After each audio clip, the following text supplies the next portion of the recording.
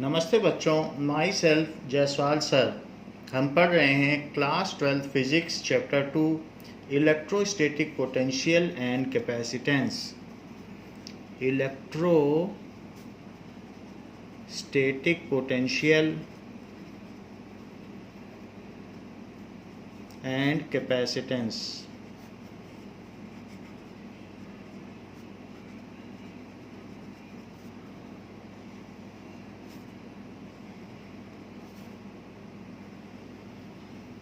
Now, what does it mean by conservative force?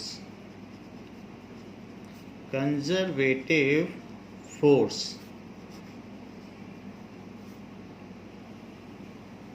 When we do work against a force, when we do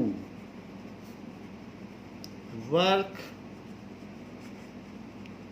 against a force, मान लीजिए आपने gravity के against में किसी flower base को कहीं ऊंची जगह पर रख दिया है, तो आपने उसको ऊपर उठा के ग्रेविटी के अगेंस्ट में रख दिया। नाउ अब इस फ्लावर बेस को ऊपर रखने में आपको ग्रेविटी के अगेंस्ट काम करना पड़ा, क्योंकि ग्रेविटी इस फ्लावर बेस को नीचे खींच रही थी और आपने ऊपर की ओर सेम mg वेट लगाया और ऊपर यहाँ तक लाके इसको शिफ्ट कर दिया। So whatever work you have done is conserved in this flower base in form of mgh, जो कि इसकी पोटेंशियल एनर्जी है। So that is conserved in form of potential energy.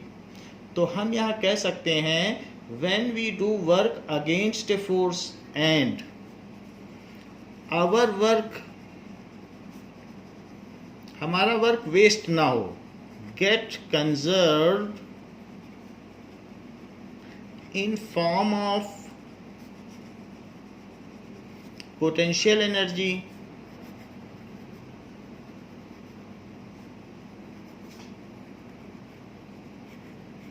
then such a force is called conservative force.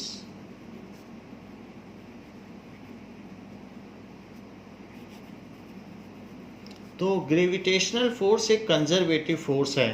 अगर हम इसके against में काम करेंगे तो इसके अगेंस्ट में कोई भी चीज़ अगर आप उठाते हैं तो उसमें एक एनर्जी कंजर्व हो जाती है। फिर वो चीज़ जब ऊपर से गिरेगी तो वही वर्क डन वापस कर देगी, जो हमने काम किया था वो हमें वापस मिल जाएगा in form of kinetic energy. So इसका एग्जाम्पल हुआ gravitational force.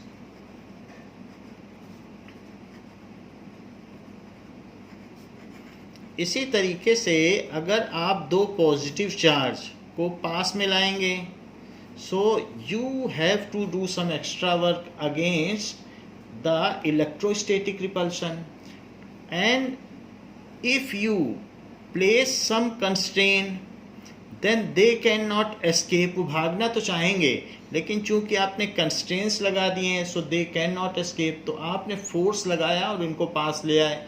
And when you remove constraint then they bounce back from each other and they will ultimately do work whatever work we have done in keeping them together, तो वही work हमें वापस मिल जाएगा। तो इस तरीके से जब आप इलेक्ट्रोस्टैटिक फोर्स के अगेंस्ट में काम करते हो तो आपका वर्क डन संरक्षित हो जाता है, कंजर्व हो जाता है।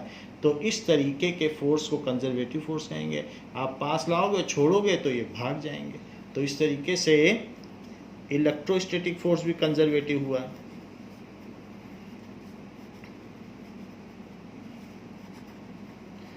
जैसे आपने फ्रिक्शन के अगेंस्ट में इस पेन को इधर किया तो आप सोच रहे हो कि अब हमारा वर्क डन मिलेगा, लेकिन ये पेन ये कहीं नहीं जाएगा, ये वापस नहीं जाएगा, क्योंकि what ever you have done that work is dissipated in form of sound, frictional energy and heat energy, and we will not be able to get back it. Hence frictional force, drag force, these are non conservative force. इसमें जो भी हमारी energy है वो sound में, heat में waste हो जाती, हमें वापस नहीं मिलती, जबकि इलेक्ट्रोस्टैटिक फोर्स में हमें वापस मिल जाती है। हम इसे दबाएंगे और छोड़ेंगे तो फिर ये भाग जाएंगे। ऐसे ही मैग्नेटिक फोर्स भी एक कंजर्वेटिव फोर्स है। मान लीजिए नॉर्थ पोल और नॉर्थ पोल के दो मैग्नेट को हम पास ले आए।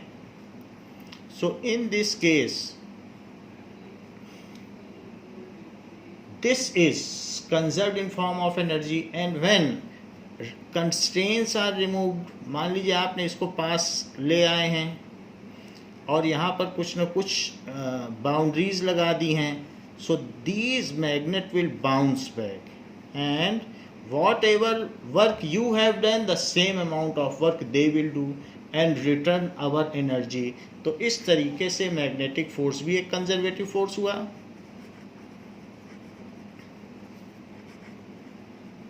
And in the similar manner there is spring force. अगर आप किसी भी बॉब को या पेंडुलम को या किसी भी चीज़ को कंप्रेस कर दें और यहाँ पर एक बाउंड्री लगा दें, so place certain boundary over here, so when this boundary और कंस्ट्रेन, ये आपने कंस्ट्रेन लगा दिया है, एक बाधा खड़ी कर दी है। So if this constraint is remove, then the bob bounce back and whatever work we have done to compress it, the same amount of work is relieved while the spring is relieved। तो इस तरीके से जो spring force हुआ वो भी conservative force हुआ। तो इस तरीके के बल को संरक्षित बल कहते हैं, जब हमारा किया हुआ काम कंजर्व्ड हो जाए, संरक्षित हो जाए, जमा हो जाए, और वो तब तक जमा रहे, साल 10 साल 300 साल तक जमा रहेगा, जब तक कोई उसे गिरा नहीं देगा, तो वो जमा रह जाता है। ऐसे जमा हो जाता है जैसे बैंक में पैसा जमा हो जाता है। तो हमारा वर्क डन उसमें पोटेंशियल एनर्जी के फॉर्म में जमा हो गया है। इन सभी केसेस में ऐसा हुआ है। इलेक्ट्रोस्टैटिक पोटेंशियल एनर्जी के और भी एग्जाम्पल हैं। मान लीजिए कि जैसे अगर यहाँ पर एक धनुष बाण होगा, क्रॉस बो, तो इसमें भी अगर आपने, it is also a form of structural है, तो इस तरीके से आप कर दें तो यहाँ पर again some kind of same force is acting. Now here comes as potential energy. तो हमने ये देख लिया इसमें पोटेंशियल एनर्जी है। पोटेंशियल एनर्जी कई फॉर्म में होती है, जैसे कि अगर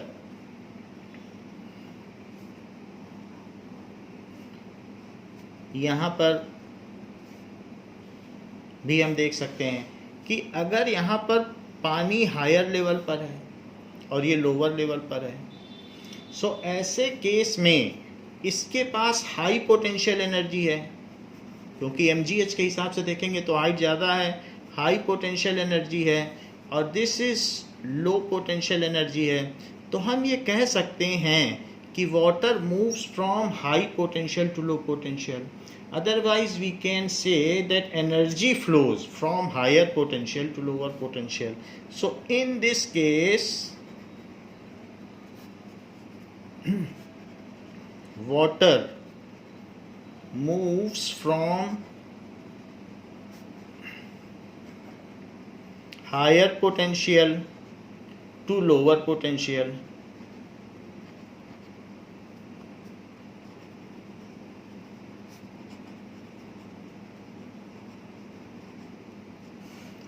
and also energy flows from higher potential to lower potential, i.e.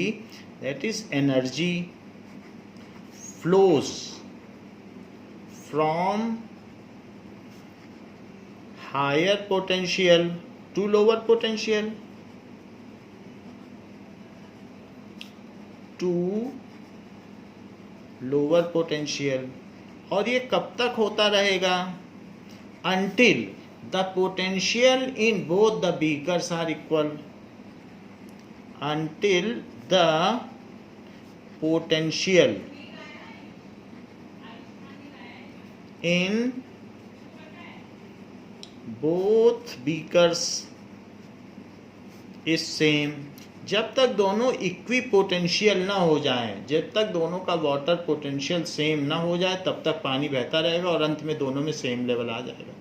सो इस तरीके से हम कह सकते हैं। Now It was all the concept of conservative force. Now, what is non-conservative force? Non-conservative force.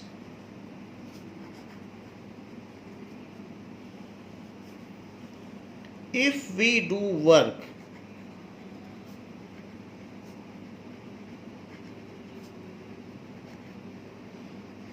against a force and that work is not get conserved, and that work does not get conserved,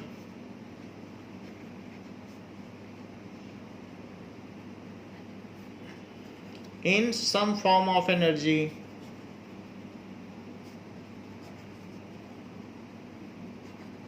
and get dissipated in form of heat, sound, ऐसे कुछ या flash हो, and get dissipated in form of heat, sound, flash, that is called non-conservative force. That force is called non-conservative force.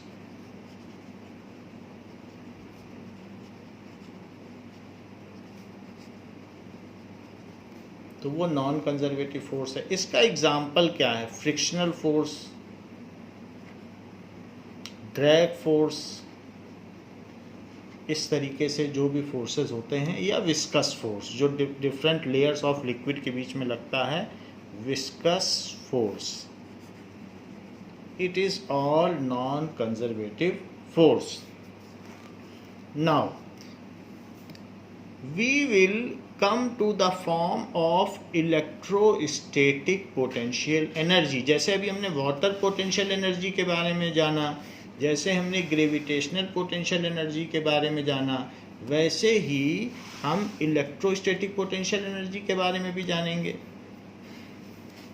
So what is electrostatic potential energy?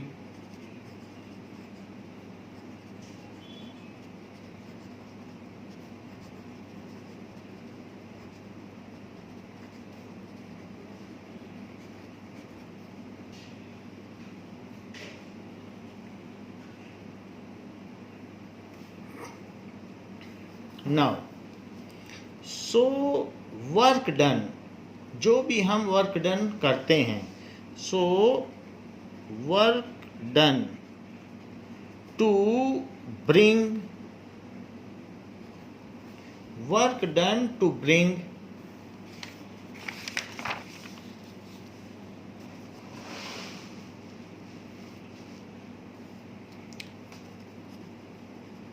Some charge, कुछ भी अगर हम charge लाते हैं, some charge from infinity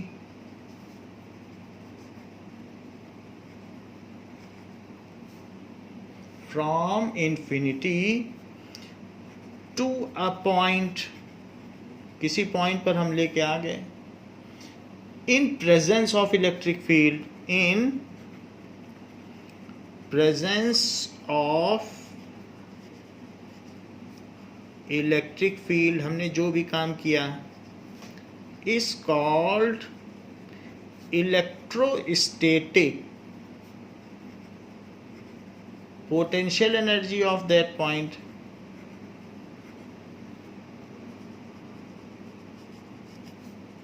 Of that point, electrostatic potential energy, ये पूरी एक term है, ऑफ दैट पॉइंट.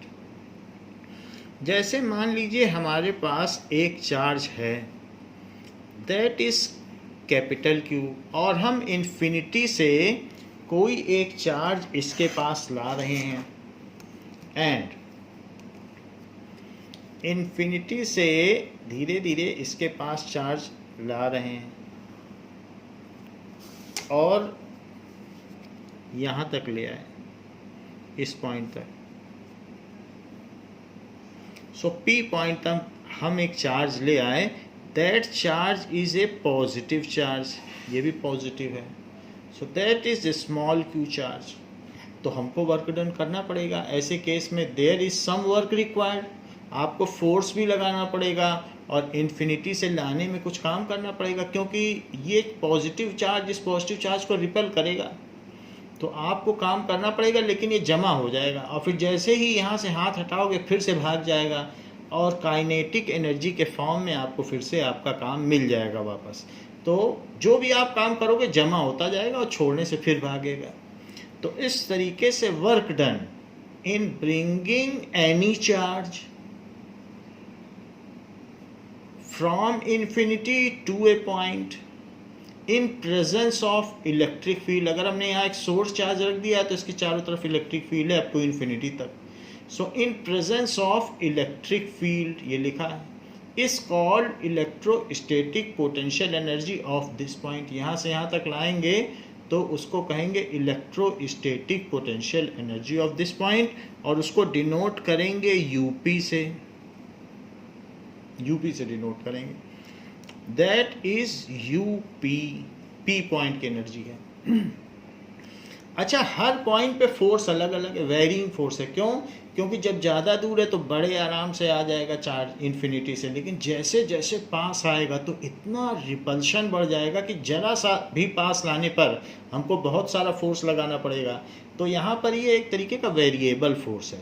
तो खैर जो भी हो, हमने जो वर्क डन किया तो दैट वर्क डन क्या होता है, मान लीजिए हम थोड़ा थोड़ा करके इसको पास ला रहे हैं, थोड़ा थोड़ा, ये पॉइंट इस डिस्टेंस, यहाँ से ये जो वेरिएबल डिस्टेंस है हम ये मान सकते हैं कि ये डिस्टेंस r है इस चार्ज से, और हमने इसको थोड़ा सा शिफ्ट किया, तो जो थोड़ा सा शिफ्ट किया है वो dr है, रेडियस वेक्टर। तो ये रेडियस वेक्टर है, तो यहाँ से यहाँ तक की डिस्टेंस r है, और थोड़ा सा जो शिफ्ट किया है वो dr है, वो भी किधर की ओर, तो dr एक वेक्टर है, रेडियस वेक्टर, छोटा सा हमने शिफ्ट किया, लेकिन वो इस साइड की ओर है dr वेक्टर। अच्छा, आप एक्सटर्नल फोर्स भी लगा रहे हो, क्योंकि आप ही को काम करना पड़ेगा जब कोई चार्ज पास लाओगे प्लस को प्लस के, तो that is the force you have applied is in this direction, it is F external, ऐसा हो गया। तो थोड़ा सा शिफ्ट करने में आपको कितना काम करना पड़ा बताओ, dw। तो work done is equals to, that is whatever force is applied by us and into the displacement, ये चीज W is equals to F dot d, ये 11th में हमने पढ़ा है, फोर्स डॉट डिस्प्लेसमेंट, या FD कॉस थीटा भी हम जानते हैं, दो चीज होती है FD कॉस थीटा, तो वही फार्मूला हम लगा रहे हैं।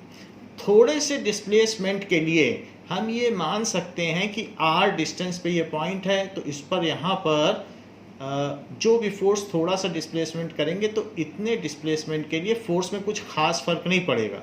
वैसे तो फोर्स बढ़ता जा रहा है, जैसे जैसे आप पास आओगे उतना ज़्यादा इलेक्ट्रोस्टैटिक फोर्स होगा, लेकिन एक इनफाइनाइटेसिमली स्मॉल डिस्टेंस के लिए हम ये मान सकते हैं कि फोर्स कांस्टेंट है और वो r डिस्टेंस पे जो फोर्स लगता है वो होगा। अच्छा, F एक्सटर्नल इधर है, ये भी एक वेक्टर क्वांटिटी है। क्या आप मुझे बता सकते हैं कि इलेक्ट्रोस्टैटिक फोर्स किधर लग रहा है? तो F एक्सटर्नल और electrostatic force, they both are in opposite direction, that is equals to FE, that is equals to FE।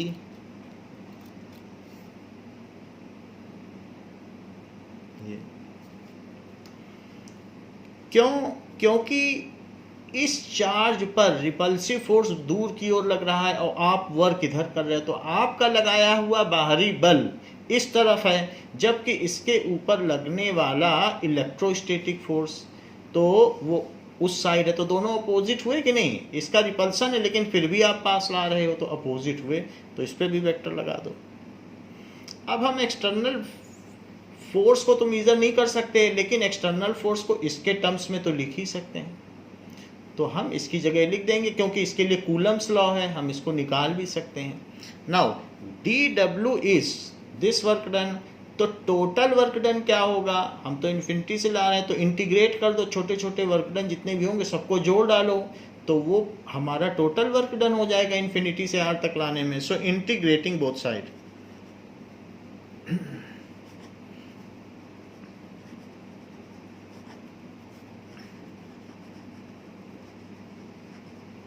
Integrate करेंगे तो dw का इंटीग्रल अगर हम करेंगे तो w हो जाएगा। क्यों? क्योंकि हमको ये फार्मूला पता है x to the power n dx is x to the power n plus 1 और अपॉन n प्लस 1। तो वहीं अगर x to the power 0 dx हुआ, सिंपली वो dx ही है, बस उसको दिखाने के लिए मैं x to the power 0 dx लिख रहा हूँ।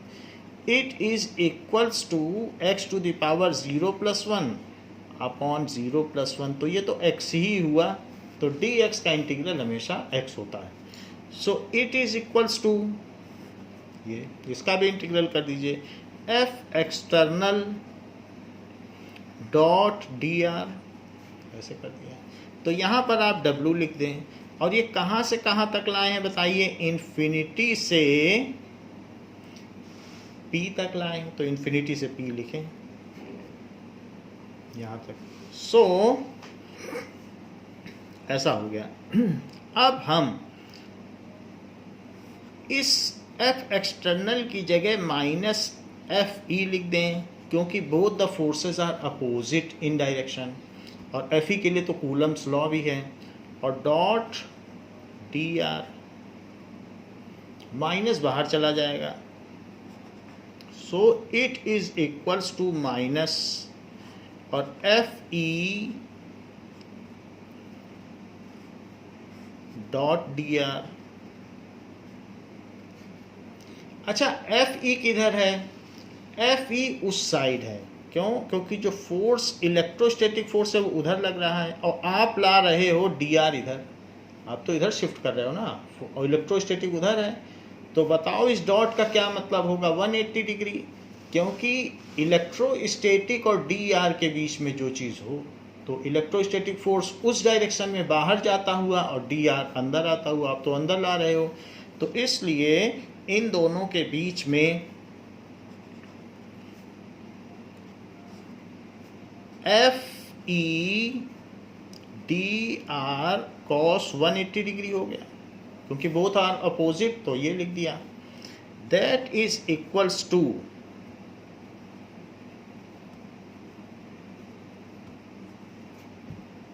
so that is equals to minus infinity to p f e d r और -1, एक और माइनस आ गया, f e d r -1,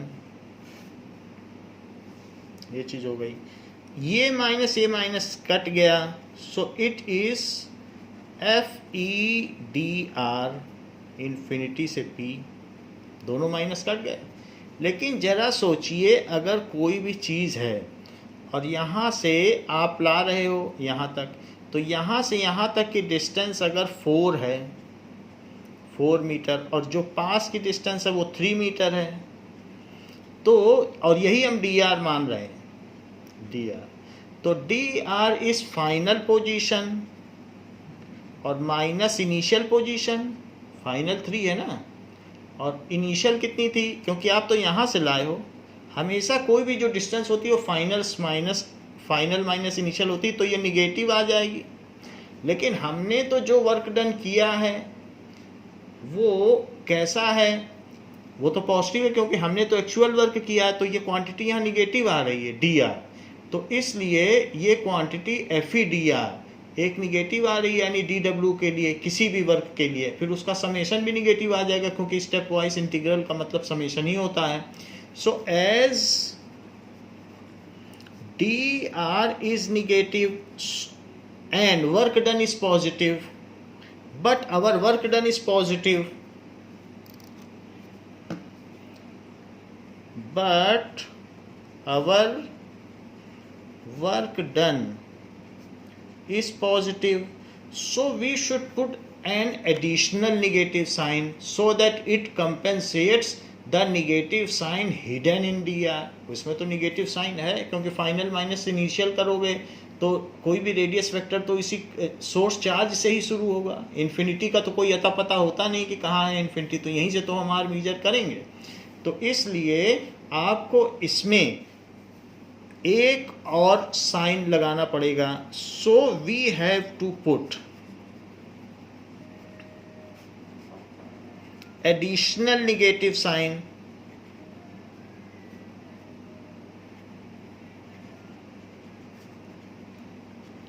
to counter the negative sign hidden in dr, या to make dw positive, to make w positive. w positive बनाने के लिए ये negative तो है ही है, तो यहाँ भी नेगेटिव लगा दिया। अब लगाएंगे, अभी तक नहीं लगाया था। सो इसलिए minus F E D R ये लगा दिया और इन्फिनिटी से पी तक है। अच्छा एफ ई क्या है?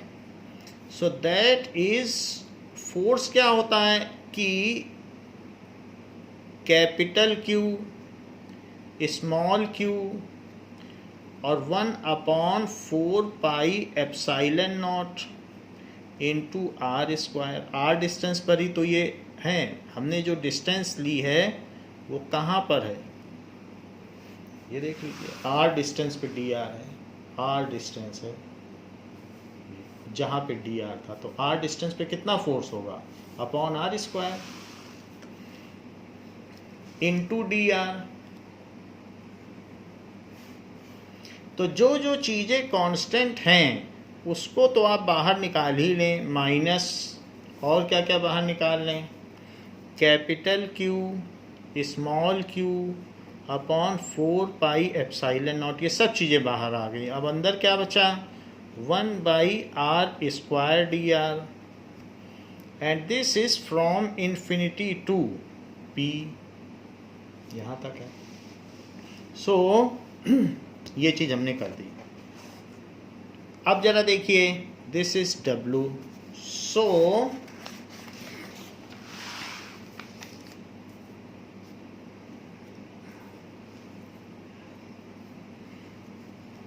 अब इसको हम लिखते हैं minus Q upon 4 pi epsilon naught, और इंटीग्रल के अंदर क्या है? r टू द पावर -2 है। सो r to the power -2 + 1 upon -2 + 1, क्योंकि हमने बताया था r टू जो भी r के ऊपर पावर हो, तो r to the power -2 r आर is equals to r to the power -2 + 1 upon -2 + 1। x to the power n का फार्मूला लगा दिया, तो इसका हमने इंटीग्रल कर दिया इस क्वांटिटी का। अब इस पर लिमिट भी लगा देंगे। ये कहाँ से कहाँ तक है? That is infinity to p तक है। लेकिन p क्या है? p एक डिस्टेंस है, p पॉइंट। तो ये क्या हो गया? -q upon 4 pi epsilon naught, और माइनस तो एक इसमें आ गया और r टू द पावर -1 आ गया।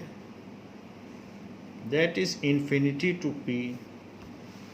ये हो गया, माइनस नीचे से आ गया और r टू द पावर -1, ये दोनों माइनस कट गए। So q upon 4 pi epsilon naught, और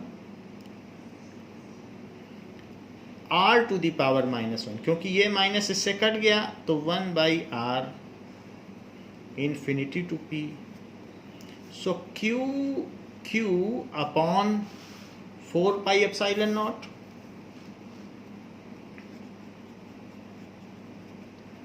सो 1/rp, क्योंकि p पॉइंट पे कितनी डिस्टेंस होगी? rp, और इन्फिनिटी पे कितनी डिस्टेंस होगी? 1/∞, लेकिन 1/∞ तो 0 होगा।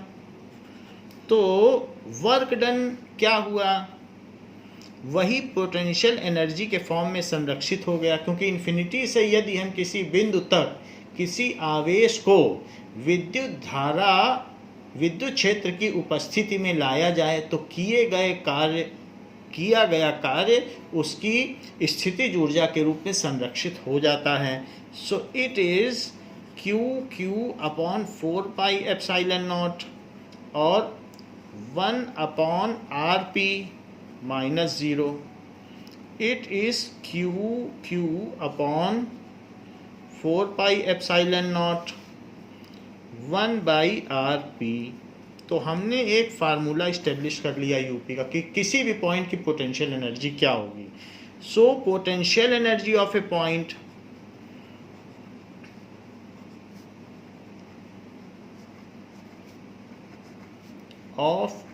पॉइंट क्या होगी? Potential energy of a point it is equals to UP is 1/4πε0 Q/Rp।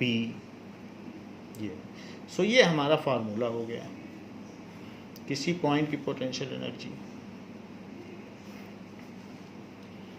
Now it is important formula. और यहाँ पर अगर हम देखें, क्योंकि जो हमने काम किया है, जो वर्क डन, वही पोटेंशियल एनर्जी बना and its unit is joule, क्योंकि वर्क डन ही तो पोटेंशियल एनर्जी है। सो द पोटेंशियल एनर्जी की जगह आप इलेक्ट्रोस्टैटिक पोटेंशियल एनर्जी भी लिख सकते हैं। This is electrostatic potential energy. So electrostatic potential energy is this. Now अब हम इसकी यूनिट लिखेंगे। इट्स यूनिट इज जूल और जे, तो इसकी ये यूनिट हो गई और फार्मूला ये हो गया। और सिंपली भी लिखना चाहें तो यू किसी भी पॉइंट के लिए 1/4πε0 और Q1 Q2/R।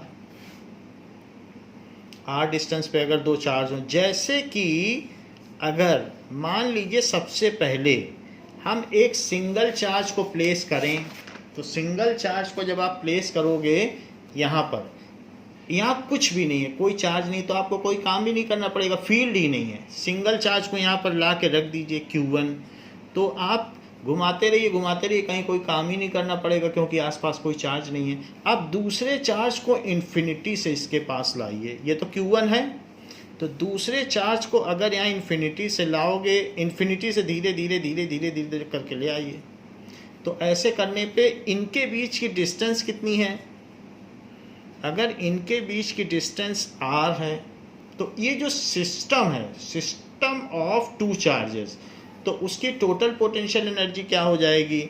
So this is potential energy for system of two charges. So electrostatic, bar bar electrostatic लिखना जरूरी नहीं है इस चैप्टर में। Electrostatic potential energy for system of two charges, तो टू चार्जेस के लिए समझ लीजिए ये जो चीज दी गई है इसी के लिए।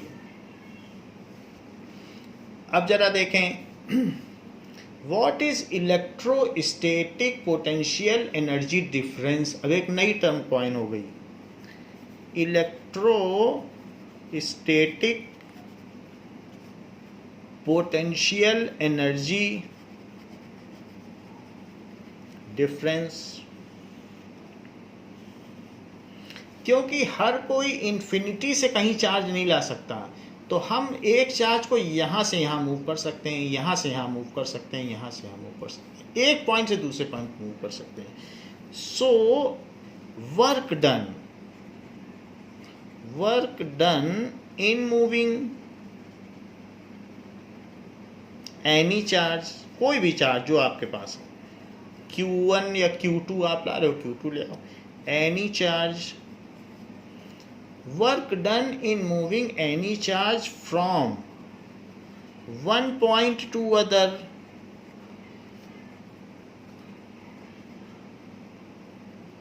इन प्रेजेंस ऑफ इलेक्ट्रिक फील्ड। ऐसा काम आपको इलेक्ट्रिक फील्ड में करना होगा, क्योंकि ग्रेविटेशनल फील्ड में करोगे तो इलेक्ट्रोस्टैटिक पोटेंशियल एनर्जी थोड़ी ना बनेगी, तो वैसी फील्ड भी होनी चाहिए।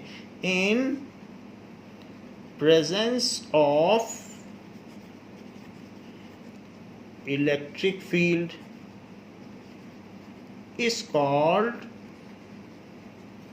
electrostatic potential energy difference. ये तो जो हमारे पास ये फार्मूला था, हम इन्फिनिटी से पी तक लाए थे। हम क्यों इन्फिनिटी से पी तक ले जाएं? हम आर से पी तक ले जाएं तो कितना काम करना पड़ेगा, जरा वो भी देखें। फार्मूला यही रहेगा, सब कुछ यही है, बस हम बदल देंगे, इन्फिनिटी से नहीं ले जाएंगे। एक बिंदु से दूसरे बिंदु तक ले जाने पर विद्युत क्षेत्र की उपस्थिति में किसी भी आवेश के लिए जो कार्य किया जाता है उसको विद्युत ऊर्जा, विद्युत विभवांतर कहा जाता है। सो इलेक्ट्रोस्टैटिक पोटेंशियल एनर्जी डिफरेंस। जरा देखें तो कि हमें क्या करना होगा। हमारे पास एक चार्ज है जो कि Q है, और दूसरे चार्ज को आप कहाँ से कहाँ ले जा रहे हो? आप यहाँ पर R से P तक ले जा रहे हो इसके पास।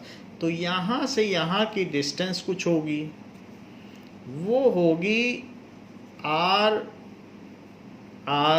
और यहाँ से यहाँ तक की डिस्टेंस कितनी होगी? दैट इज RP, ऐसा होगा। और यहाँ से आप यहाँ ले आए तो पोटेंशियल एनर्जी किस पॉइंट पे ज़्यादा होगी आप मुझे बताइए। जब कोई भी एक फ्लावर बेस है, जितना ऊंचा उठाते चले जाओगे तो पोटेंशियल एनर्जी ज़्यादा होगी कि नीचे होगा? तो कोई बॉल ऊंचाई पर है तो उसकी पोटेंशियल एनर्जी ज़्यादा है कि कोई बॉल यहाँ पर है तो ज़्यादा है? तो आप कह सकते हैं हाइट के बेसिस पर, क्योंकि वर्क डन आपने ज़्यादा किया, उसी तरीके से आप जितना वर्क डन करोगे वो सब उसकी पोटेंशियल एनर्जी में जुड़ता चला जाएगा, ऐड होता चला जाएगा। So it is UP is at higher potential than U R, क्योंकि यहाँ से यहाँ लाने में आपने तो और काम कर दिया ना, तो जो आपका काम है वो और जुड़ गया। यही तो कंजर्वेटिव फोर्स होता है कि जितना काम करो वो बैंक में जमा हो गया। पास प्लस पॉजिटिव के पास पॉजिटिव चार्ज, ये भी एक पॉजिटिव चार्ज ही है, तो P पे ज़्यादा पोटेंशियल है। जब पॉजिटिव चार्ज है तो पास में हायर पोटेंशियल। यही निगेटिव होता तो आप लाते तो खुद ही चलता चला जाता अपनी एनर्जी लूज करके। तो ऐसे केस में फिर अगर वो एनर्जी लूज कर रहा है और आपको काम नहीं करना पड़ रहा है तो उसका पोटेंशियल लॉस हो रहा है, और अगर आप काम कर रहे हैं वास्तव में तो पोटेंशियल में गेन हो रहा है। तो पॉजिटिव चार्ज के जितने पास आप रहेंगे उतना ज़्यादा ही पोटेंशियल माना जाता है। अब जरा देखें तो ऐसे केस में डेल्टा यू क्या होगा? हायर पोटेंशियल यानी final potential minus initial potential. हमेशा ये बात ध्यान रखें, फाइनल माइनस इनिशियल करना जब भी डिफरेंस पूछा जाए। सो फाइनल पीई और इलेक्ट्रोस्टैटिक वर्ड में स्किप कर रहा हूँ, और initial PE that is equals to, जो ये हमारा फार्मूला था, आप चाहें तो फिर से पूरी चीज़ लिख सकते हैं और यहाँ R से P तक लाएंगे। तो किसी पॉइंट से किसी पॉइंट को शिफ्ट करने में, एक चार्ज को यहाँ से यहाँ शिफ्ट करें और बहुत काम करना पड़ जाए तो हम कहेंगे भाई यहाँ तो फील्ड बहुत ज़्यादा है, थोड़ा सा ही शिफ्ट करने में काफ़ी काम करना पड़ रहा है। तो इससे भी हमें किसी जगह की फील्ड का आइडिया लग जाता है अगर आप थोड़ा भी शिफ्ट करें। वही 1 किलो का मास अगर आप चांद पर, मून पे शिफ्ट करेंगे तो आपको लगेगा ये तो बड़े आराम से हो रहा है, क्योंकि उस पर ग्रेविटेशनल या ग्रेविटी 1/6 है, यहाँ पे ज़्यादा काम करना पड़ रहा है। और अगर सन पे वही काम करोगे 1 किलो को तो वहाँ पर 1000 हाथी लगेंगे। तो इस तरीके से थोड़ा सा शिफ्ट करने में भी हमें किसी जगह की फील्ड का एहसास हो जाता है। तो हम इसी फार्मूले को यूज़ करेंगे। So this is the formula of you. और यू का तो फार्मूला किसी भी पॉइंट पे हमें पता चल ही गया है, तो हम यूपी के लिए यूपी का करेंगे और यूआर के लिए यूआर का। यही तो हमारा स्टैंडर्ड फार्मूला है, तो इस फार्मूले को हम यूज़ करेंगे। यहाँ लिखा भी हुआ। सो यूपी के लिए क्या फार्मूला है बताइए? 1/4 पाई एप्सिलॉन नॉट और Q upon RP minus 1/4 pi epsilon not Q और अपॉन R, क्योंकि जो डिस्टेंस होगी, अब R डिस्टेंस R पे है और P डिस्टेंस P पे है।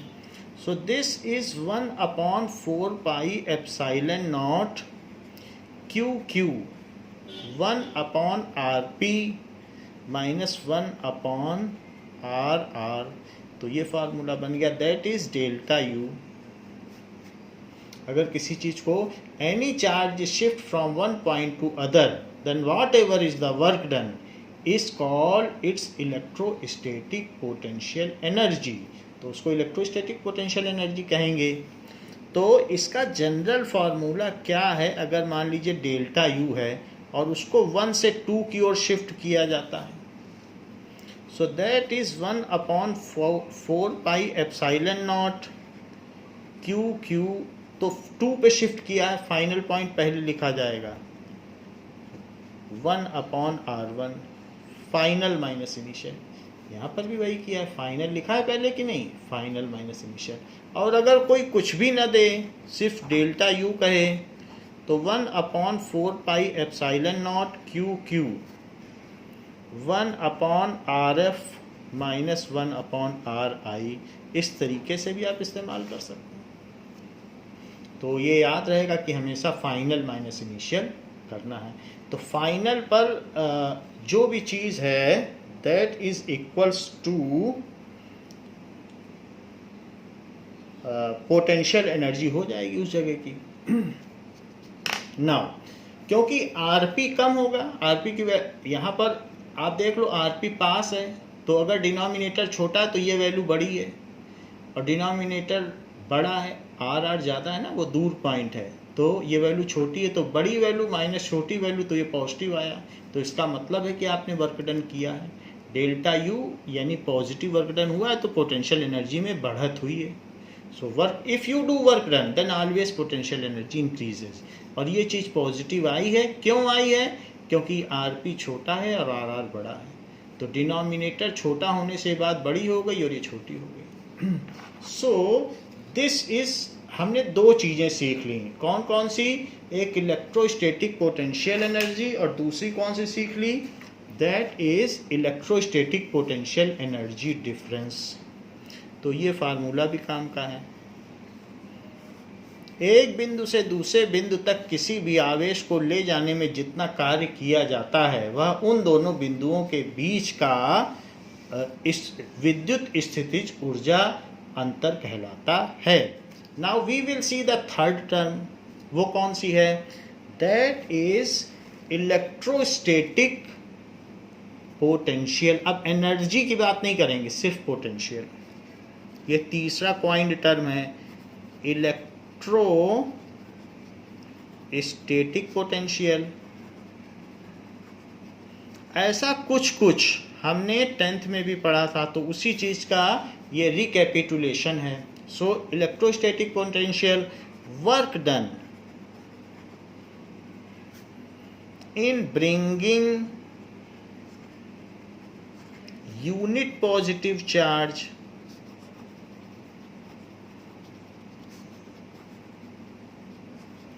from infinity to a point is called electrostatic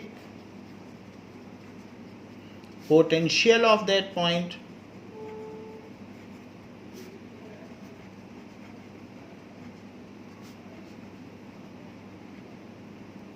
It is called electrostatic potential of that point. इसका मतलब क्या हुआ? मान लीजिए यहाँ पर एक कोई चार्ज है कैपिटल Q, और आप किसी दूसरे चार्ज को, वो चार्ज कितना होना चाहिए? वो चार्ज होना चाहिए 1 कूलम, और किसी दूसरे चार्ज को यहाँ इसके पास ला रहे हो, तो अब इसके पास आप लाओगे और P पॉइंट पे ले आएंगे. सो दैट इज़, वो जो चार्ज है वो +1 कूलम है. और ऐसा करने में, इन्फिनिटी से यहाँ लाने में आपको जो काम करना पड़ जाए, यानी बात कही गई है जो Q है वो 1 कूलम अगर हो जाए, तो आपको जो काम करना पड़ जाए वो इस पॉइंट का पोटेंशियल कहलाता है. उसे Vp कहेंगे. अभी U की बात हो रही थी, अब V आ गया. It is V. Work done in bringing unit positive charge, अगर आप एकांक आवेश को अनंत से किसी बिंदु तक विद्युत क्षेत्र की उपस्थिति में लाते हैं तो वह उस बिंदु का विभव कहलाएगा, विद्युत विभव कहलाएगा। Work done in bringing unit positive charge from infinity to a point in presence of electric field. Presence of electric field लिखा होना चाहिए, क्या ये लिखा है हमने? ये नहीं लिखा है। In presence of electric field, ये जरूरी है। In presence of electric field, electric field तो होनी ही चाहिए। So in presence of electric field is called electrostatic potential of that point. Now अब हम ये देखें कि अगर मान लीजिए आप 4 कूलम चार्ज को यहाँ से यहाँ तक लाते हैं इन्फिनिटी से, और आपको 20 जूल काम करना पड़ गया। 4 कूलम लाए, 20 जूल काम करना पड़ गया। तो ये जो किसी भी चार्ज को लाने में जो काम करना पड़े वो U कहलाता है। तो 1 कूलम लाते तो कितना काम करना पड़ता? 4 कूलम लाए हो तो 20 जूल करना पड़ा, तो 1 कूलम लाओगे तो कितना करना पड़ेगा? 20/4। हमेशा कभी भी अगर आपको चाहिए तो VP निकालना हो तो UP/Q, जो चार्ज ला रहे हो दूर से, वो चार्ज छोटा सा चार्ज है, टेस्ट चार्ज हो सकता है। तो हम सोर्स चार्ज है और ये टेस्ट चार्ज है, तो कभी भी VP चाहिए तो UP/Q कर दें। तो यहाँ कितना हो जाएगा? 20 जूल और upon 4 coulomb. So this is 5 joule पर coulomb. So unit of electrostatic potential is 5 joule पर, ये जूल पर कूलम है। Unit of electrostatic potential is joule पर कूलम, या फिर इसे वोल्ट भी कहते हैं, या फिर इसे स्मॉल में वोल्ट भी कहते हैं, कुछ भी कह सकते हैं, सब इसी की यूनिट है। वोल्ट को ही जूल पर कूलम कहते हैं। अब जरा देखें कि यूपी का क्या फार्मूला था कि पी पॉइंट पे उसकी पोटेंशियल एनर्जी कितनी है? 1/4πε0 कैपिटल Q स्मॉल q और अपॉन R। पी पर था तो पी लिख दें। लेकिन अब हम Q चार्ज नहीं लाएंगे, 1 कूलम चार्ज लाएंगे। सो यहाँ put Q is equals to 1 coulomb. 1 coulomb अगर पुट कर दें, अगर आपने 1 कूलम किया तो अब ये UP नहीं रह जाएगा, now it will be VP। ठीक है, सो इसलिए तो VP हो जाएगा। ये VP इज 1/4πε0 Q, और ये Q की जगह कुछ नहीं रहेगा, 1 रह जाएगा, क्योंकि अब आप 1 कूलम चार्ज ला रहे हो। सो यहाँ 1 हो गया, और अपॉन RP। सो किसी भी पॉइंट का पोटेंशियल ये होता है, सोर्स चार्ज की वैल्यू सिर्फ लिखी जाती है। ऐसे अगर आपका करने का मन ना हो तो आप VP निकालने के लिए UP/Q भी कर सकते हो, क्योंकि Q लाने में इतना काम तो 1 कूलम लाने में कितना काम Q से डिवाइड कर दो। So that is 1/4πε0 Q upon R और अपॉन Q। भाई मान लो 4 कूलम लाने में इतना काम, तो 1 कूलम लाने में कितना काम? 4 से डिवाइड करो, 1/4 काम। तो 1 कूलम लाने में जो कि काम किया जाता है वो उस पॉइंट का पोटेंशियल कहलाता है। That is Q upon RP। तो यहाँ P लिख लें, this is also P। So VP आ गया। जैसा आपको अच्छा लगे आप वैसा करें। सो दिस इज VP का फार्मूला। VP का क्या फार्मूला है? यही है। तो ये ऐसा भी कर सकते हैं, ऐसा भी कर सकते हैं। सो वर्क डन, ये हमने आपको बता दिया, इन ब्रिंगिंग यूनिट पॉजिटिव चार्ज। अब यहाँ पर चार्ज हो या ना हो उसका पोटेंशियल होगा। पोटेंशियल तो होगा ही, क्योंकि अगर किसी भी पॉइंट पर आपको इलेक्ट्रोस्टैटिक पोटेंशियल की जांच करनी है तो 1 कूलम चार्ज लाइए इन्फिनिटी से और जांच कर लीजिए कि कितना काम करना पड़ता है। 1 कूलम लाने में अगर आपको 5 जूल काम करना पड़ रहा है तो 5 जूल पर कूलम उस पॉइंट का पोटेंशियल है। जैसे कि पॉजिटिव चार्ज अगर कोई है तो उसके चारों तरफ फील्ड होती ही है, चाहे वहाँ दूसरा चार्ज हो या ना हो। जैसे अर्थ है, अर्थ के चारों ओर इसकी ग्रेविटेशनल फील्ड है। जरूरी नहीं है कि वहाँ पर 1 kg का कोई बाट रखा हो या वेट रखा हो, ना हो तो भी फील्ड है, हो तो भी फील्ड है। लेकिन अगर आपको कहीं पर जांच करनी है किसी पॉइंट पर, तो आप 1 kg की चीज उतनी हाइट तक उठा लीजिए, आपको जो काम करना पड़ेगा। तो ग्रेविटी के केस में हम जमीन से उठा के देखते हैं किसी पॉइंट तक, जितना काम करना पड़ेगा वही उस पॉइंट का ग्रेविटेशनल पोटेंशियल है। Work done to lift 1 kg mass from earth surface to a point is gravitational potential of that point. इस केस में वर्क डन वो ग्रेविटेशनल पोटेंशियल 1 किलो मास को वहां तक ले आया तो जो काम करना पड़ा। इस केस में work done to shift 1 coulomb charge, unit चीज हमेशा रहेगी जब भी पोटेंशियल निकलेगा, from infinity to a point. और वैसे ही आप ग्रेविटी के केस में भी इन्फिनिटी से कर सकते हैं। इन्फिनिटी से किसी पॉइंट तक लाने में जो काम करना पड़ेगा, तो इन्फिनिटी पे ग्रेविटी के केस में जीरो एनर्जी और धीरे धीरे वो अपनी एनर्जी लूज करता है। इसीलिए 11th में हमने देखा कि किसी भी पॉइंट का ग्रेविटेशनल पोटेंशियल निगेटिव होता है, क्योंकि वो तो एनर्जी लूज कर रहा है, तो ये चीज़ होती है। और यहाँ पर जो भी है ये पॉजिटिव है। तो Vp is this, however it is subjected to, कोई भी पॉइंट है सोर्स चार्ज, अगर सोर्स चार्ज ही निगेटिव हो जाए तो तब तो पोटेंशियल निगेटिव हो जाएगा। तो निगेटिव सोर्स चार्ज, ये चैप्टर साइन वाला चैप्टर है। यहाँ पर जो चार्जेस होंगे वो विथ साइन रखे जाएंगे। अगर Q पॉजिटिव है तो प्लस, यहाँ ये स्केलर वाला चैप्टर है, यहाँ कोई डायरेक्शन वाली बात नहीं है। So the first chapter is now translated into scalar quantities, तो इसीलिए हम डिफरेंट टर्म्स यूज कर रहे हैं। तो यहाँ पर सब साइन के साथ रखा जाएगा कोई भी चार्ज होगा। तो आपने इलेक्ट्रोस्टैटिक पोटेंशियल देख लिया कि 1 कूलम चार्ज को यहाँ से किसी पॉइंट तक लाने में इलेक्ट्रिक फील्ड की उपस्थिति में जो भी कार्य किया जाता है, that is electrostatic potential. At any point electrostatic potential always exist whether the charge may be there or may not be there। जैसे कि अब जरा देखें कि ये एक सोर्स चार्ज है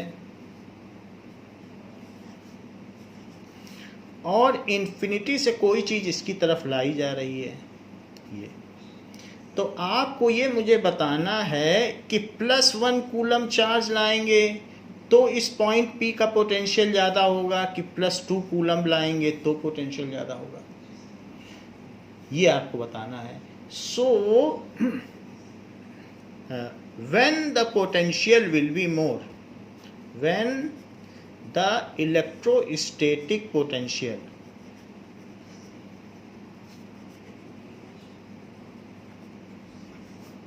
is more, if +1 कूलम और +2 coulomb charge is brought from infinity to point P, तो इन्फिनिटी से अगर हम लाएं यहाँ तक तो कब पोटेंशियल ज़्यादा होगा?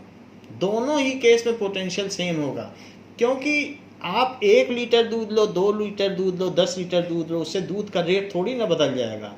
1 कूलम चार्ज को इन्फिनिटी से कहीं तक लाने में जितना काम किया जाए वही पोटेंशियल होता है। 2 कूलम को लाओगे तो डबल काम करना पड़ेगा, तो जो भी काम करना पड़ेगा 2 से तो डिवाइड करना पड़ेगा आपको, क्योंकि पर कूलम चार्ज पर जो काम है वही पोटेंशियल है। So in both the cases the potential will be same, however the electrostatic potential energy in case of 2 coulomb will be double। अगर यहाँ 5 जूल करना पड़ा तो अब यहाँ 10 जूल करना पड़ेगा, पोटेंशियल एनर्जी जरूर डबल होगी। भाई 1 किलो का बाट अलमारी के ऊपर रखोगे तो उसमें ज़्यादा एनर्जी होगी कि 2 किलो का रखोगे, क्योंकि mgh m बढ़ाते जाओगे तो उसी तरीके से उसका पोटेंशियल एनर्जी बढ़ता चला जाएगा। So in both the cases both the cases electrostatic potential of P is same, as it is the work done in bringing unit positive charge from infinity to a point. If no charge is present at P, then also electrostatic potential exists at that point. अगर आप उस point के electrostatic potential का पता लगाना चाहते हैं तो अपनी पॉकेट से +1 कूलम चार्ज लो और इन्फिनिटी पे जाओ और इन्फिनिटी से यहाँ तक आना शुरू कर दो। तो जो काम आप करोगे वो इस P पॉइंट का इलेक्ट्रोस्टैटिक पोटेंशियल हो जाएगा।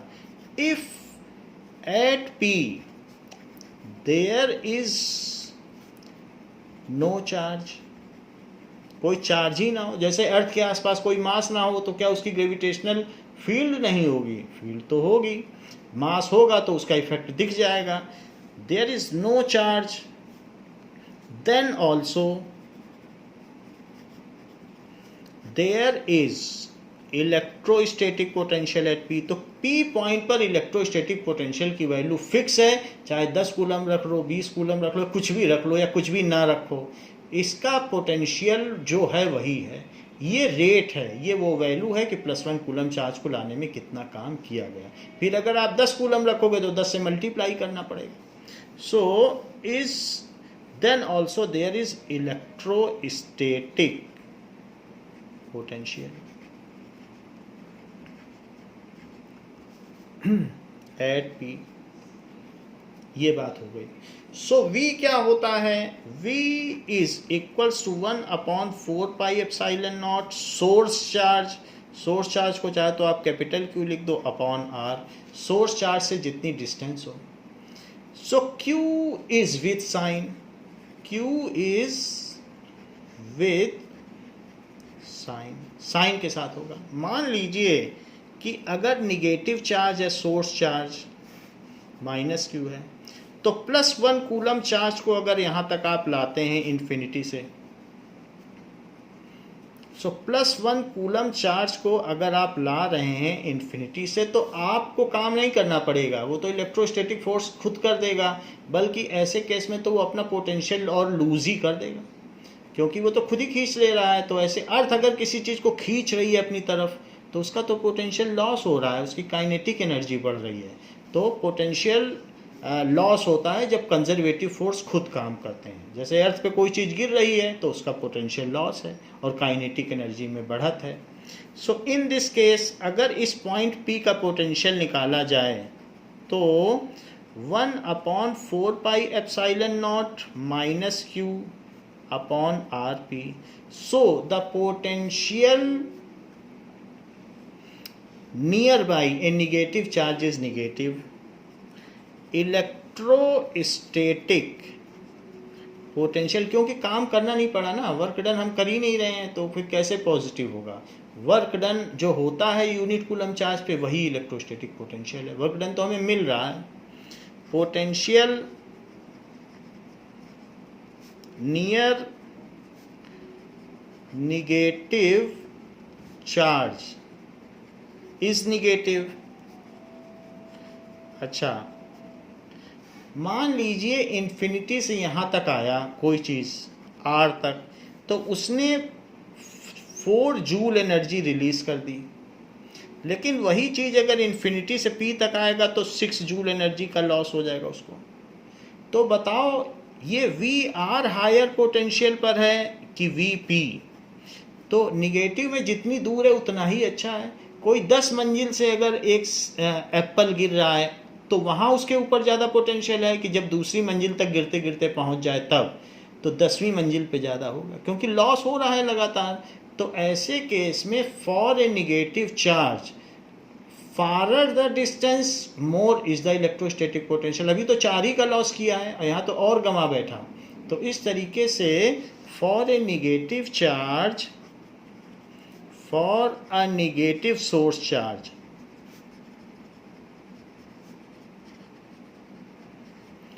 farther the distance more is the potential. वैसे निगेटिव है, दोनों ही निगेटिव है, लेकिन बताओ -4 की वैल्यू ज़्यादा है कि -6 की? -4 बड़ा होता है ना, तो वी आर बड़ा हुआ कि नहीं हुआ? सो इस तरीके से वी आर इज ग्रेटर इस पॉइंट का, और ये तो ये -4 इसी के लिए हमने कहा है। So this is value pertaining to this. Farther the distance more is the electrostatic potential. और वहीं अगर पॉजिटिव चार्ज हो, तो पॉजिटिव चार्ज अगर है और इन्फिनिटी से कोई चीज़ आ रही है, सो आर तक आने में आपको काम तो करना पड़ेगा। ऐसे तो +1 कूलम चार्ज को नहीं ले आओगे। मान लो यहाँ बड़ी मेहनत से आप लेके आए और लाने में आपको 6 जूल काम करना पड़ गया। अभी और चलो, और करने में अब तो 10 जूल करना पड़ जाएगा, क्योंकि सब कुछ तो रिपल्सन की वजह से हो रहा है। रिपल्सन इतना है आप और लेकिन जो काम करोगे वो जमा होता जाएगा। So in case of positive charge, electrostatic potential at all points are positive and nearer the point higher the potential. In case of positive source charge, electrostatic potential at all the points is positive nearer the point higher the potential, higher the potential। जितना पास होगा point उतनी ज़्यादा उसके विभव की value होगी, potential. यानी मैं ये कह रहा हूँ यहाँ Vp is greater than VR। हाँ, यहाँ पर मैं क्या कह रहा हूँ, यहाँ कह रहा हूँ कि VR is greater than Vp। देख लो, -4 तो ज़्यादा होता ही है -6 से, तो ये दोनों में अंतर हुआ। अच्छा, बात ये हमने आपको थर्ड टर्म बता दी है जिसको कि इलेक्ट्रोस्टैटिक पोटेंशियल कहते हैं, लेकिन एक फोर्थ टर्म भी है, इलेक्ट्रोस्टैटिक पोटेंशियल डिफरेंस। तो 4 टर्म है इस चैप्टर में, जो हम सीख लें तो चैप्टर सीख लें। That is electrostatic potential difference,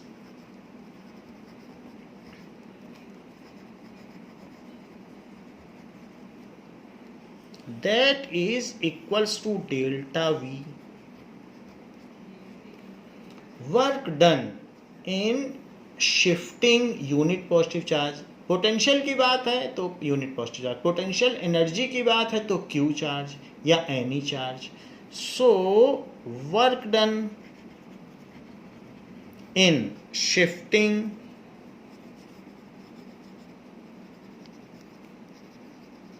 unit positive charge from one point, किसी एक पॉइंट से दूसरे पॉइंट तक ले जाओ। पहले Q चार्ज को ले जा रहे थे पोटेंशियल एनर्जी डिफरेंस में, अब यूनिट पॉजिटिव चार्ज को ले जा रहे हैं। From one point to other point,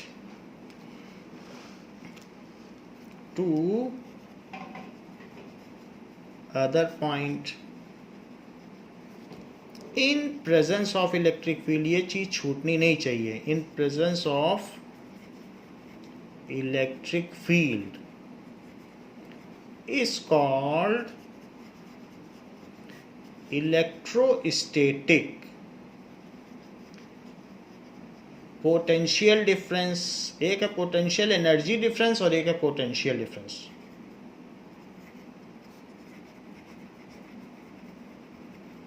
between those 2 points,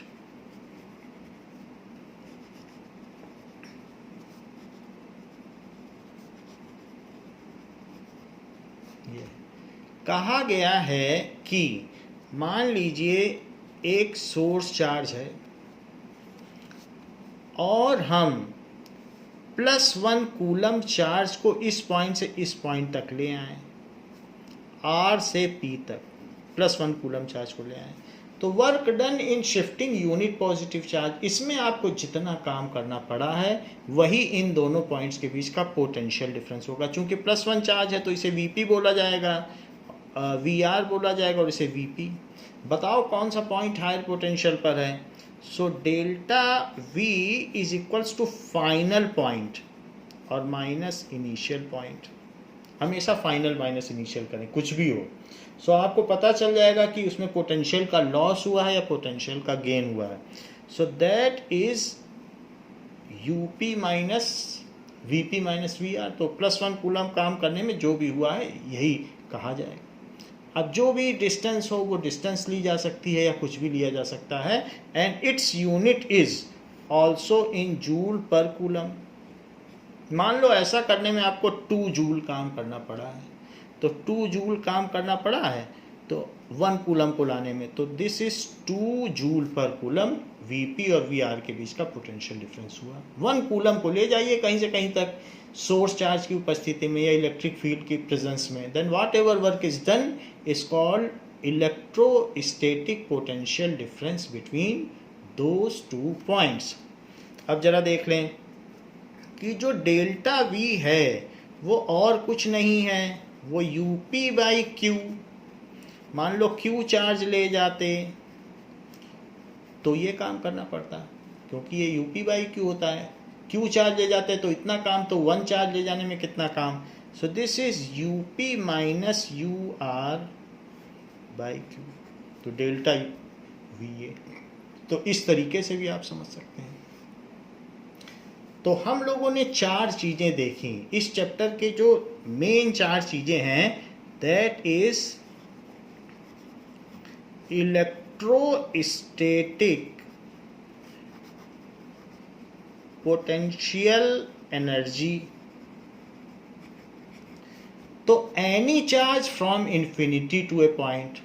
सो इसमें क्या होता है, work done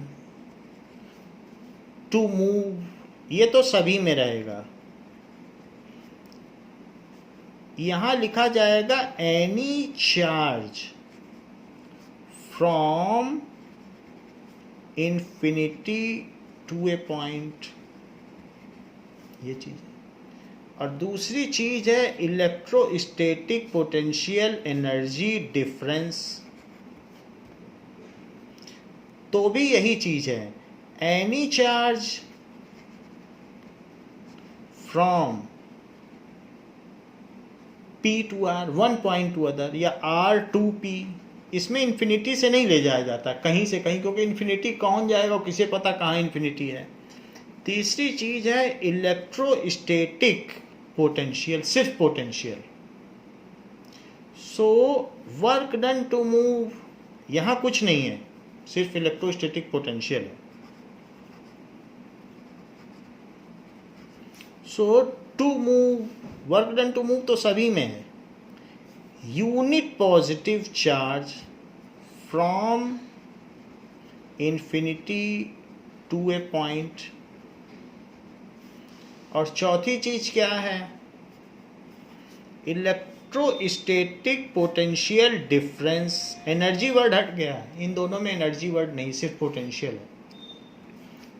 electrostatic potential difference तो +1 coulomb to move, to move तो लिखा ही है, from point R to P। अच्छा, इन चारों ही चीजों में एक चीज हमने जो नहीं लिखी है वो ये है in presence of electric field. तो वो आपको सभी में इंक्लूड करनी है कि इन प्रेजेंस ऑफ इलेक्ट्रिक फील्ड। तो आपकी चारों डेफिनेशन कंप्लीट हो जाएंगी।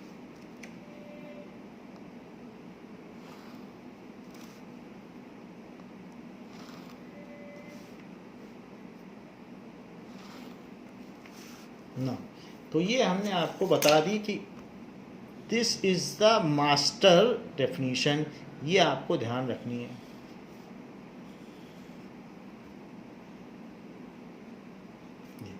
सो this is electrostatic potential energy, any charge from infinity to a point, difference from R to P। Work done जो हुआ, वर्क डन तो लिखना ही है। और सबसे लास्ट में क्या लिख देना है, in presence of electric field.